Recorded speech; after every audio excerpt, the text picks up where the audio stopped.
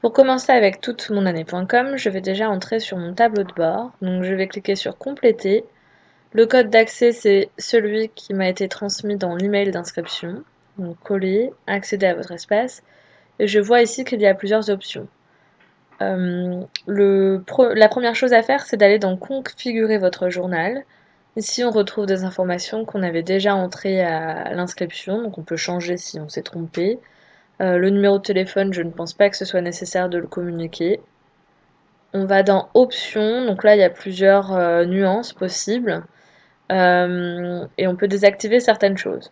Le coin des élèves, comme c'est indiqué, c'est pour pouvoir permettre aux élèves de contribuer au blog avec des photos ou des documents.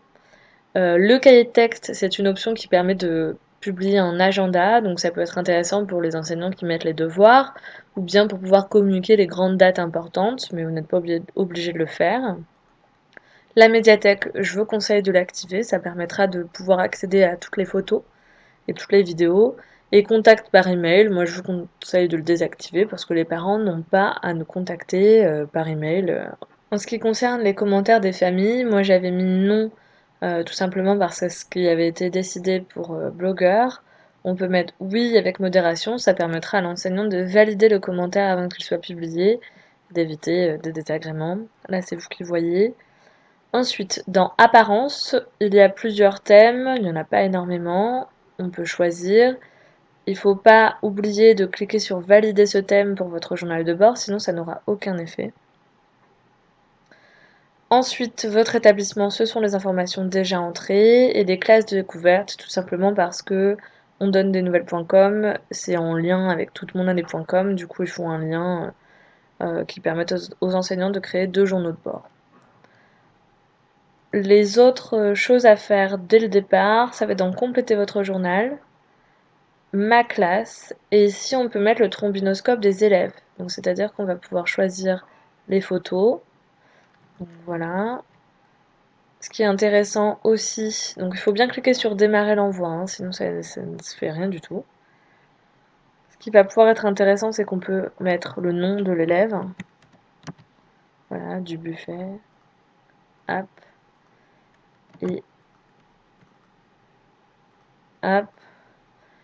On peut faire ça évidemment pour tous les élèves de la classe. On peut également mettre l'équipe éducative et la photo de classe. Sachant que tout ce qu'on met sur internet, les parents, s'ils ont un outil de capture d'écran, ils peuvent récupérer les images et les enregistrer pour eux. Donc au niveau de la photo de classe, ça reste à réfléchir. Donc une fois que c'est bon, je peux commencer à écrire un article. Donc attention, ici on ne parle pas vraiment de blog, on parle de journal de bord. On ne parle pas d'article, en fait on parle d'événement. Donc je mets ajouter un événement, je choisis un titre, je peux changer la date, j'écris ce que je veux. On voit qu'on retrouve des options de traitement de texte, hein, gras, italique, taille, placement du texte, puce.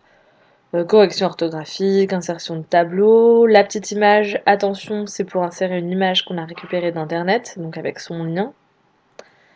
Maintenant, pour pouvoir mettre une photo que nous on a prise, il va falloir d'abord cliquer sur sauvegarder en mode brouillon, parce que sinon l'option ajouter une photo n'apparaît pas. Et une fois que c'est fait, il y a l'option qui apparaît, ajouter ou modifier vos photos. Je clique ici pour sélectionner le fichier. Je clique sur démarrer l'envoi, sinon je peux attendre longtemps.